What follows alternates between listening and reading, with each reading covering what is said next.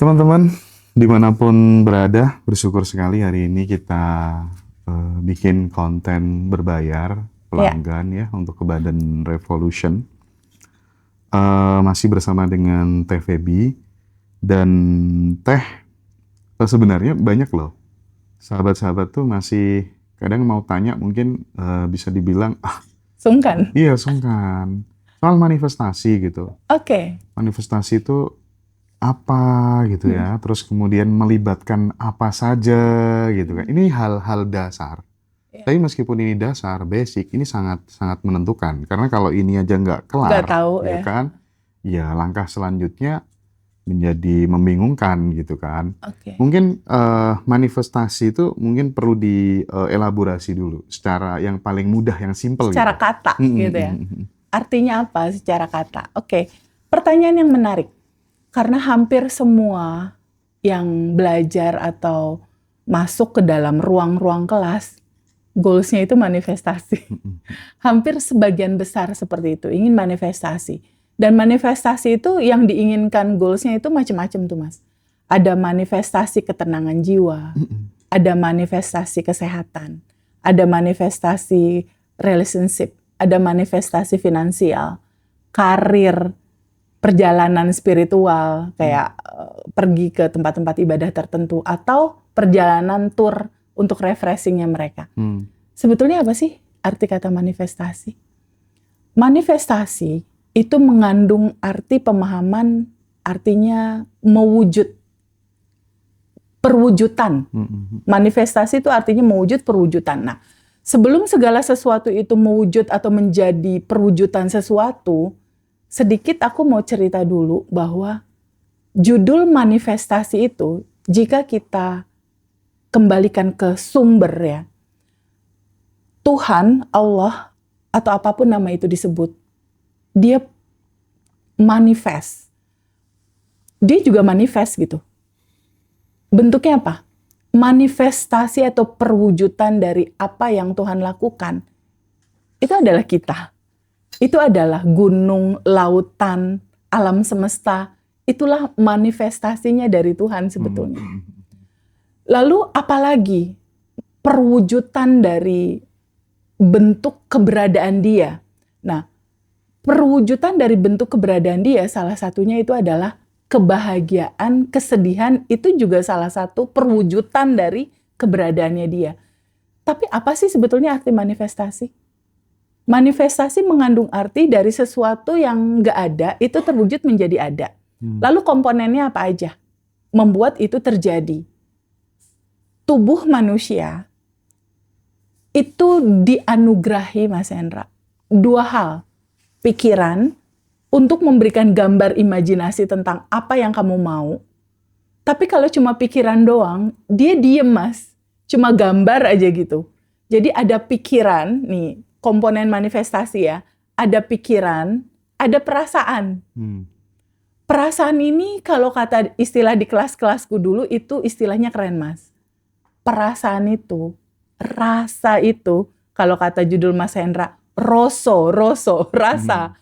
Itu adalah dibikin satu judulnya, rasa itu adalah bahan bakar roket emas. Kebayang nggak?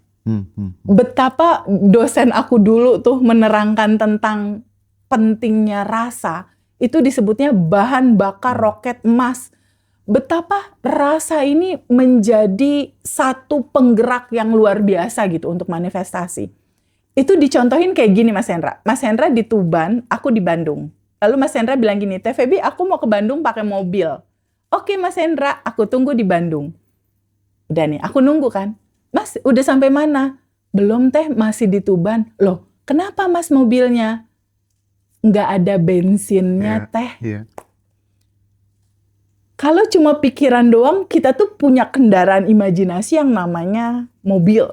Tapi kalau mobil ini nggak dikasih bensin, bisa maju nggak Mas? Nggak bisa. Seperti itu analoginya. Jadi, si imajinasi ini bisa bergerak. Tadinya kan di pikiran, lalu kita imajinasikan dia kelempar tuh ke semesta, bentuknya cetakan.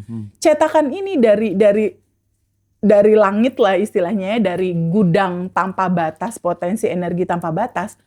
Bentuknya dia adalah energi, dia berada di medan kuantum. Untuk mewujudkan itu jadi realita kita, itu harus ada medan energi yang menariknya.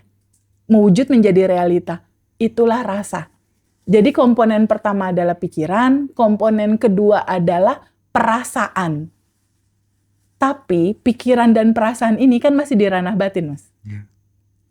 Itu juga nggak bisa terwujud, Mas, kalau nggak ada jembatan kejadian. Berupa apa? Tindakan atau do.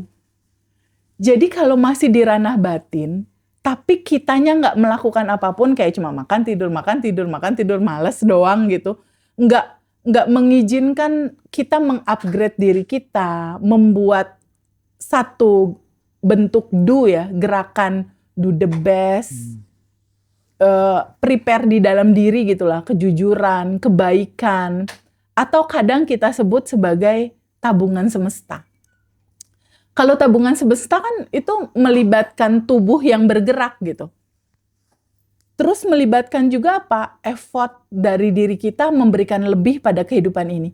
Jadi manifestasi itu dia terdiri dari 3 komponen. Ada pikiran, menggambarkan imajinasi dulu. Kamu mau apa nih rancangan gambarnya.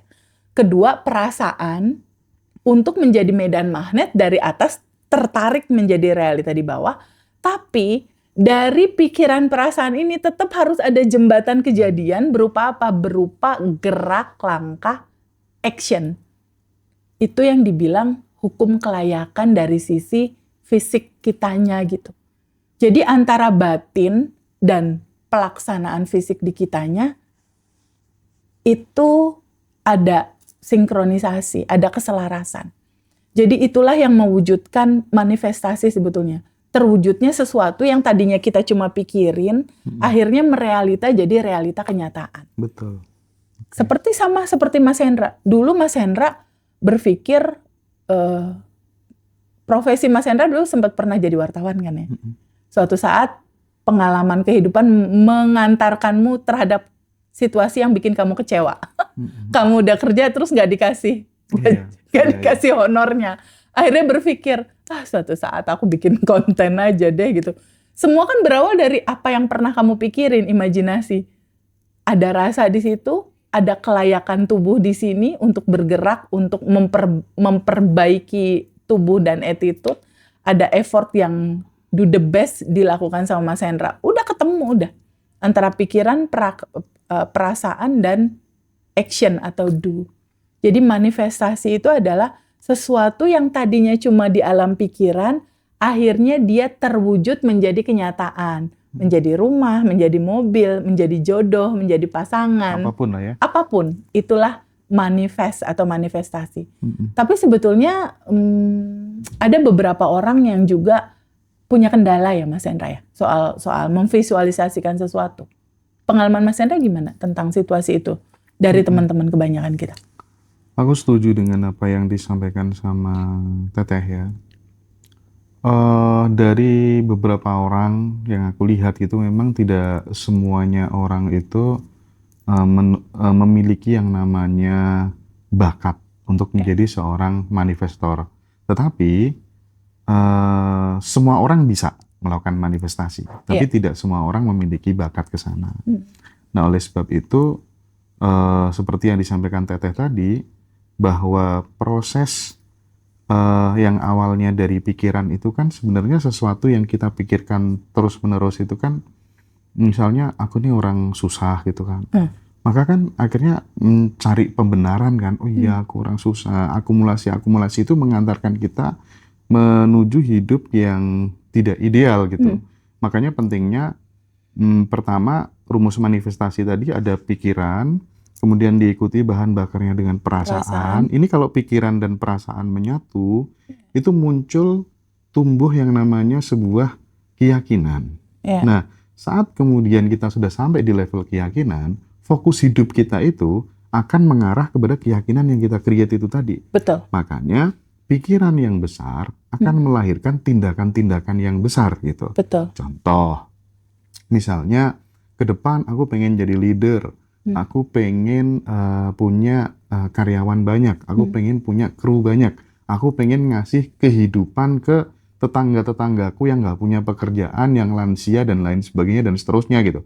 Karena pikirannya besar, ya kan? Pasti betul. sama semesta, tubuh merespon juga, fokus merespon, kita akan melakukan tindakan-tindakan yang tidak dilakukan oleh orang-orang yang tidak memiliki pikiran yang besar. Betul. Karena visinya kalah besar sehingga actionnya pun juga akan berbeda. Akhirnya dia hidup berorganisasi, belajar menyelesaikan masalah. Saat teman-temannya tidur dia tahajud tiap malam. Saat teman-temannya menerapkan gaya hidup hedonis, pragmatis, dia justru melawan dirinya, mendelay dan bahkan mendelete kesenangan-kesenangan yang sebenarnya nggak perlu untuk masa depannya gitu. Nah, makanya menurutku konsep manifestasi yang sering terjadi di teman-teman semuanya itu adalah gabungan antara pikiran, perasaan, keyakinan, Dan tindakan. dan tindakan. Setuju. Dan tindakan. Setuju. Ada tambahan satu lagi sih, Mas. Tabungan semesta. Nah, ini dia masalahnya.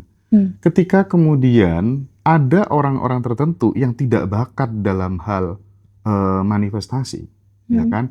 Ya kalau semua orang bakat dalam manifestasi ya nggak ada orang gagal ikut kelas kan? Sebetulnya Iya gitu. kan gitu. Nah, Betul. yang jadi persoalan adalah ketika kemudian menghadapi mesin tubuhnya orang yang memang tidak benar-benar bakat untuk berimajinasi dan lain sebagainya. Solusinya gimana ya? Nah, Gitu ya.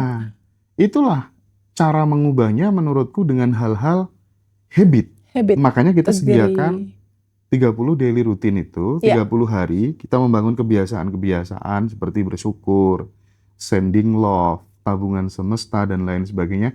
Itu sebagai free will kita gitu. Betul. Nah. Itulah yang kita pilih dan wujudnya dalam bentuk gerak. Nah, Ya.